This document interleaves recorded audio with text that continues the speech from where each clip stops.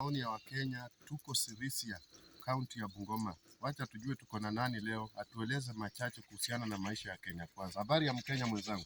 Nzuri sana.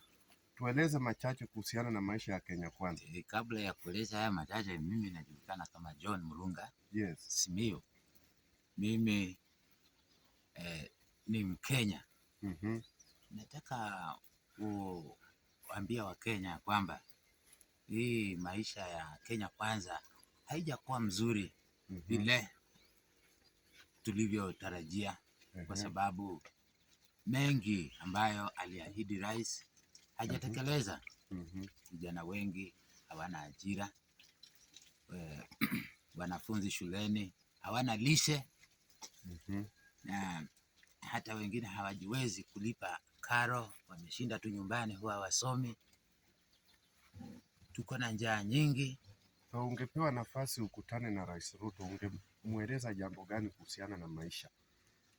Mimi ningemshauri arekebishe kwa kuleta supplemental nutrition assistance program kwa low income families, maziwa kwa watoto shuleni,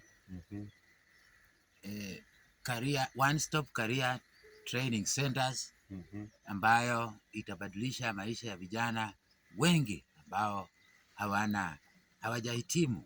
Yes. Mwisho, insecurity.